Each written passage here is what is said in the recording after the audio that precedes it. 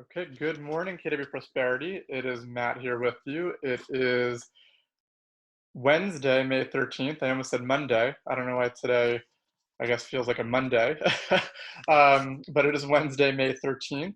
And Mary Beth will be on with us shortly. And really today, it looks like she's actually just hopping on now. Hey, Mary Beth. It was just little, probably traffic was busy on the highway getting to you. Yeah. I like that. Let me actually connect live on Facebook. I was just starting, and since I was alone, I didn't want to go live by myself. Um, but Did Bill no, stop by? he did. Can you tell there's a difference in my lighting?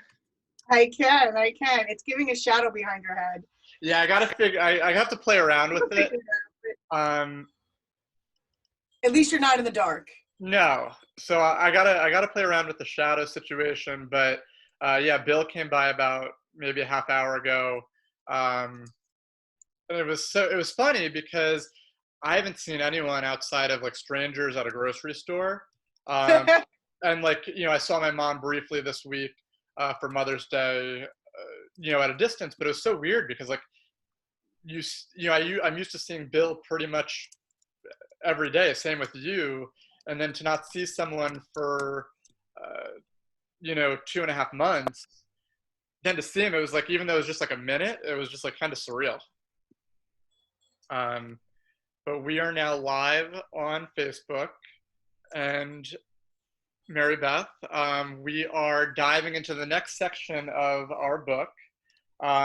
We really finished the four models. So we went into the economic model, the lead gen model, the budget model, and the organizational model. And we really went into kind of an overview of those different models. Whereas now we're going to be shifting ahead. We're now on page 175, where we're looking at the economic model of a millionaire real estate agent. So before, when we talked about this last week, we were really talking about plug in what numbers you want to use for it to work. If you want to earn $200,000, $300,000, $50,000, we can create a plan and work backwards from there. Now we're isolating and saying, okay, how are we going to earn $1 million to then get to the net $1 million phase? And that's really where we are now on page 175. And Gary writes at the beginning, at the millionaire level, the difference is not in the models, but in the issues and the numbers you will need to fully execute them. So when we're looking at the economic model, he writes that it begins with a snapshot of the cash flow of the business. So in terms of the cash flow on figure 28, we have gross commission income, GCI, minus cost of sales, minus operating expenses equals your net income. That's right. So Mary Beth, do we want to tackle the first one, which is gross commission income, GCI, and really defining that? Right. So gross commission income is the attorney check. Yep. The gross commission income is not what we get in our 1099. It's what accumulates for the year as to the commissions, the gross commission income. That is before the mortgage, that is before the royalties or franchise or company dollar, before transaction fee, before paying a buyer's agent, before anything that goes against the sale. It is the actual commission check that is earned from the transaction. Absolutely. Now, for those of you who are following along in the MREA and who have been watching us this whole time, I do just want to note, in the economic model, Gary writes the gross commission income in this is based on assumed 6% total commission with 3% for each side of the sale. So, again, as we're playing around with these numbers, make sure that you plug in your average. If your average is 2.5%, then use that. I also know that in here, I believe they use an average sale price, I want to say, of $250,000, which for our area, and not necessarily for our area, there are some places where 250 will be Sure. the average price, but in the Wayne area, the average is more really 400 to 425 when you're looking at Wayne, Kinnelon, Montville, and those areas. Right. And there's some areas that your average is, 700 or 800 if we go into Hudson County or Bergen in some pockets. So you do need to know what your specific average is so that you can plug that into the model. Absolutely. Absolutely. So the next piece of the puzzle, so GCI is at the top of figure 28, and then we're doing minus the cost of sales. So the cost of sales is really the money that you're paying to a listing specialist or to a buying specialist. So that's what you're paying. That's what's defined as your cost of sales, which they talked a lot about for those who were on the Bold Pivot call yesterday. They itemized really what we're covering today. So this is actually very timely. Mm-hmm. So yeah, so in the cost of sale, I just want everybody to understand that with cost of sale, it is anything that happens when the transaction closes, a cost that goes against the sale. It's not we're going to talk about operating expense. It's not something that we have on a monthly, or it is absolutely the check comes in. What might be considered a cost of sale? Well, paying your broker would be a cost of sale. You only pay the broker if you have a commission check that comes in. A royalty fee would be a cost of sale. You only pay that when you have a commission check come in. Paying your buyer's agent who may have ran the deal and maybe they're on a 40 or 50% split with you. That is considered a cost of sale. A transaction fee, cost of sale. And there's one other that we always forget. We always forget it. Do you know what it is? I don't. Say it. I don't even know if it's mentioned in here. Referrals. Oh, yeah, no. So when somebody sends you a referral and you have to send 25% of your commission, of your gross commission, out to that other brokerage for the agent who referred it to you, well, that happens only when there's a sale. So that is also considered a cost of sale. And so that's why when we look at the budget model and some people say, well, that's ridiculous that I would only, see 40% of what I generate. Yeah. Well, are you really counting all of the referral fees that I paid my buyer's agent, the company took a piece, I had my expenses. Once you put all that together, 40% netting in a business is a really great number, actually, in the business world. Yeah, and one thing that Gary does note in the cost of sales section is that in the experience from interviewing the top agents, a talented listing specialist will cost you between $65,000 and $100,000. And then on the buyer side, they're assuming a 50-50 split for buyer specialists. So he's saying that that's a conservative figure, but just to make sure that you're keeping that in mind as you're going through the process. And we're going to get into that as we get into the budget model, the organizational model again in a little bit, but just to give kind of an overview on that. Yeah. So the next thing that we have is operating expenses. So they're all the other costs of doing business, including marketing, rent, salaries, equipment, supplies, marketing, advertising, all of that, that counts as operating expenses. Sure. And so what I will say is that when you're in the beginning of a business, let's think about this, guys. In the beginning, your first year in business, you're going to need some different types of organizational setup things. Yep. And, in the market center, because Matt and I run the office, right? So we have a business that we run, and it's a large market center with 160 agents. And so to set that market center up, you have to have some money in reserves in order to even get the franchise. Okay, why? Because they know that you're going to have organizational startup costs. Yep. We had to furnish the place. We had to put paint on the walls. We had to make sure we had signage. And so I want to share with you as an agent, what are your organizational setup costs in your first year? And as you keep growing your business, you may have different organizational setup costs that come into play that are like one-timers. Those things really shouldn't be counted into your operational expenses. So there's a difference of, hey, I need a chair to sit on, and that chair is going to stay with me until it breaks. Yep. And hey, I need internet connection in order to work from my home, and that's going to be a monthly fee that I pay for to operate. Yep. So when you think about that as operating, what costs do I incur to operate? You're going to take a look at those things like I do have rent, I have salaries if I have an assistant and they work. But when I take it back a bit and we go to a single agent, Yeah. we are going to talk about what does that marketing budget look like? What does database cost? What does website cost? What does signage? Yep. Matterport right now, we're doing a lot of videos. Maybe you need a Zoom account to host your presentations, and that's a monthly cost. So just as we've been challenging everybody to pull in your budget, pull in your personal budget, and pull in your operational business budget as well. You really want to be looking at what am I using? What am I seeing a return on investment for? Do I really need this? I just got off a phone call with a very important person in our company, and his suggestion for is we have potentially not seen the worst of this. We may have another shutdown when flu season comes out, right? So are we really cutting back?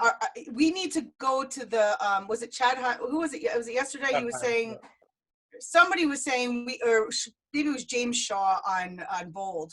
But somebody was saying we have to go to the, like, I must needs. The, like, I like to haves, or that would be nice to have, or that's a comfort that we have monthly. We didn't see a need to cut it. It's only $5 a month. You need to cut it. Yeah. And so in your business and your operating expenses in your business, you want to be mindful of that because it can really rack up. And I will challenge you. Another part of this is you can only profit so much from expense management. Okay? Yep. There's only so much you can cut. On the flip side of this, there's only so much you can cut. There are operational expenses that are just standard expenses of this is what I need essential to run the business. That's what you should be running on, but there will be a cost to that.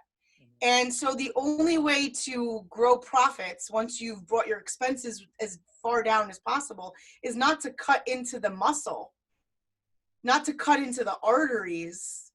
Yep. We just said cut the fat. So now your job is really important in lead generating and creating revenue because that's where, yep, you don't go, well, I'm going to probably have to cut out this MLS. Well, how are you going to do business? Well, you're throwing away all the stuff that's not bolted down. Throw it away. Just don't throw the baby. Don't throw the baby out with the bathwater. And I think I'm aging myself here. But that is basically what I'm saying is you're not going to throw the very essential thing out. You could throw all the water out, but just don't throw the baby. Yep. Absolutely. And with that, so then, as we go from cost of sales to operating expenses, then you have your net income, which is the amount of profit your sales business earns. And so the income of an MREA agent, that net income will always be set at $1 million. So when we're then looking at page 177 and figure 29 and really onto page 178. Yeah, and figure 29, and this is going to speak to what we talked about yesterday with Mr. Himes, yep, about starting with the end in mind. Yep. When you set a goal, and this is where we are speaking about $1 million business, it's not impossible for anybody to build this $1 million business. However, just like we had on our other call, is nothing downhill is worthwhile. Yep. So there will be a trucking up the hill to get to a level of success like this, which is saying I want to make $1 million. I intend on making $1 million in my pocket. I want to net $1 million. Yep. And so I will let the math do the work for me, and Matt, you can go ahead and take that away, but that's what you're doing essentially is you've made a decision on what the end looks like is netting $1 million. Yeah, so when we're looking at that and we're looking at figure 29, and then also I kind of like figure 30 a little bit more on the backside as opposed to figure 29, because what it's showing is that you've got $2.4 million. In order to net $1 million, you need to have $2.4 million in GCI, $700,000 in cost of sale. So on page 178, that's broken down between what we talked about before, the $100,000 for the listing specialist. So that's your listing agent cost of sale. And then of your 1.2 million on the buyer side, if you split that 50-50, 600,000 is a cost of sale to the buyer's agent. So when you add the 600 plus the 100,000, that gives you the 700,000 in terms of the cost of sale. Then we're looking at the operating expenses, and then that's, as we just talked about, rent, salaries, all of that. That's going to be $700,000 as well. So when you do 2.4 million minus $700,000 in cost of sale, and then minus $700,000 in operating expenses, that leaves us with 1 million as your net income. So I want to look at this for a second, and now you're referring to this right here. Yep. Right? And so what I want to share with you is, if you take notice, on the listing side, it says the cost of sale is $100,000, which means that a listing specialist would be paid $100,000 of the $1.2 million. Yep. On the right side, it says buyer agents are going to make $600,000. So I want you to understand that this model here is probably, and we're going to get to this later on page 273, this model here is probably where the agent is at a level 5 or level 6 and still in the business, that the team leader, the mega agent, is still a major listing partner on this team. Mm-hmm. If you were to ask me to guess, I would say that this is 2 listing specialists, one being the rainmaker and one being a listing specialist, making $100,000 clean without any worries about the transaction. The other $600,000 is going out with 2 to 3, maybe even 4 buyer agents. Yeah, and then the $700,000 that we're seeing in operational expenses, which some people are probably like, "Oh my gosh, $700,000." Well, when you're talking about marketing budgets to run a machine that's going to net you $1 million, if you think about that, well, I'm going to spend $700,000 to actually make $1 million. Mm-hmm. It's spending $7 to make 10. Correct. That's what it is. Correct. It's just in a bigger, thing. I'll give you $70. If this is all working, I'm going to get 100 back, right? So that's really what it is. And I just want everybody to understand that $700,000 is for admin and a bunch of marketing and rental space. Yep. So then when we're looking at that, so we have the numbers 2.4 million minus 700,000 minus 700,000. That'll net you $1 million. Now, what does that mean in terms of how many units do you need to do? So as Gary writes on page 178, given our assumptions that the average sale price for the millionaire real estate agent will be $250,000, and that she will earn an average of 3% commission on each sale, we can conclude that it will take 320 closed sales each year to reach 2.4 million in GCI. And there is a figure on page 30 or page 179. Yep, and then 180, I believe that is, that really, or 181, that really breaks that down. I say 181 is a little easier to visually understand. Correct, because it breaks it down into the month. So when we're talking about the 320, that breaks that down to 26.7 sales in a month, and then you're splitting that evenly, listings and buyers. And the one thing just to just highlight again, you need to get to know what your numbers are, because your average price point may not be 250,000. Your average commission percentage may not be 2.5% or 3%. So you need to know what your numbers are to then plug them into this chart. And it does show that on page 179, figure 31, based on your average sales price. If it's 300,000, your closed units would be 267. Right. So, I mean, here's an example: is one of our top teams closed like 250 transactions in our marketplace, and they spread throughout all of New Jersey. Most of it is in northern New Jersey, but they do dabble into other counties when their referral sources call for it. And so at 250 units, their GCI, I believe, was around 2 million, just maybe shy or a little over, but around 2 million. So now in this case, it's saying for 2.4 million, you need 320 closed units. Mm-hmm.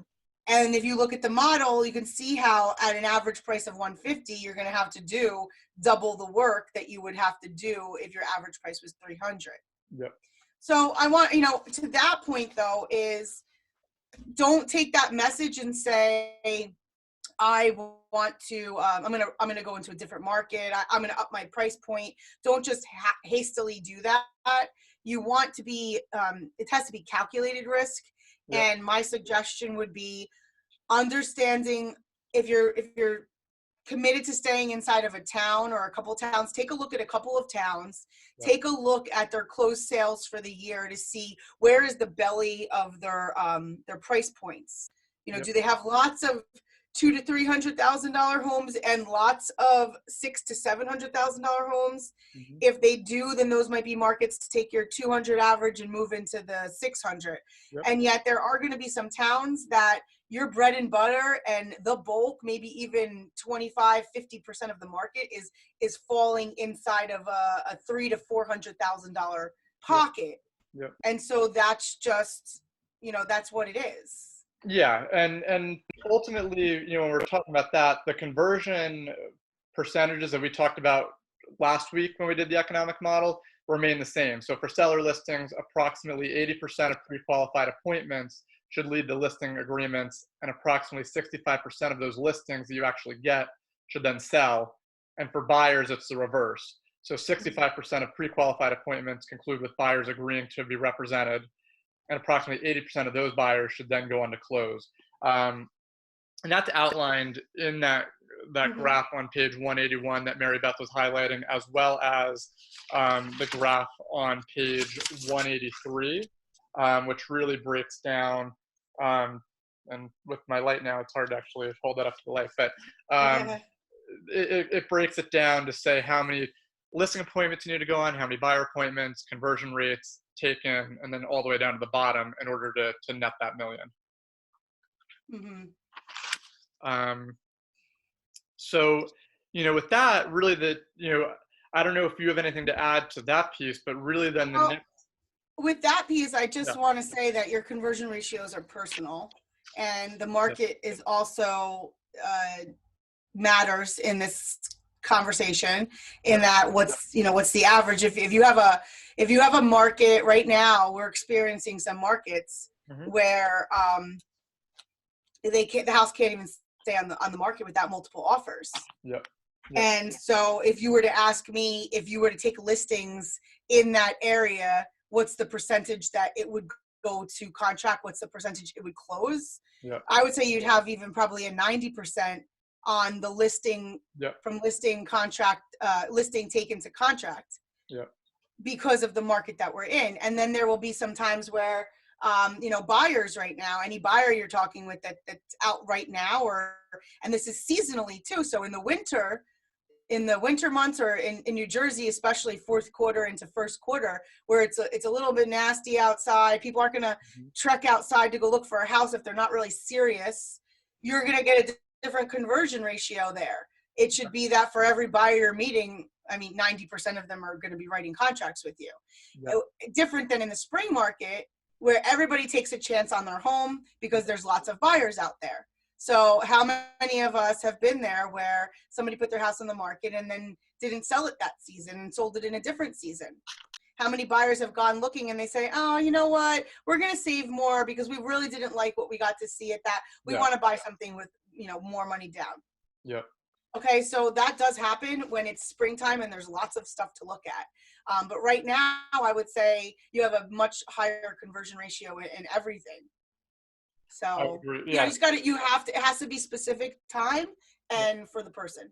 And then skill set matters. Yep. So if you're struggling and you're like, man, I go on these listing appointments and I only get 50% of them. Why is the book saying I should get 65% of them? Yeah. Well, then I would challenge you to start Even if you have to record yourself on one of these things by yourself in your own little Zoom room, Yep. see what you sound like, see what you look like when you're presenting on your listing appointment. See what your tonality is like. Watch some videos, have a consultation, jump in on, so there's different ways to sharpen that axe. However, if your numbers are way off and they are not even anywhere close to the 80 and the 65 that are in this book, I would challenge you that you have a challenge with something in your skill set or a mindset or a schedule or something. And I would challenge you to dig deep and figure that out so that you can have better conversion ratios. Otherwise, you're wasting your time. Absolutely. No, and I think that's a good place to really stop for today, because I think we really hammered on the MREA economic model. The next phase will be, again, how do we get the leads in the lead generation model to support that economic model? So for those of you watching, just a heads up, tomorrow we will not be having a call because it is Red Day. And that's the day where we give back to our communities, and we're giving back to our local EMS support our local, really heroes in our area. So we will not be having a call tomorrow. Then Friday we'll be doing our MREI call with Megan, Kurt, and Dana. And then on Monday we'll be back here for the lead generation model. And so we'll be diving into that on Monday. So yeah, so hope everybody is doing well. And I'm gonna get us a guest for that day. Okay. Which one? Monday. Monday? Perfect. Perfect. Okay. Awesome. All right. Well, I will see you guys then on Friday. All right. Bye, guys.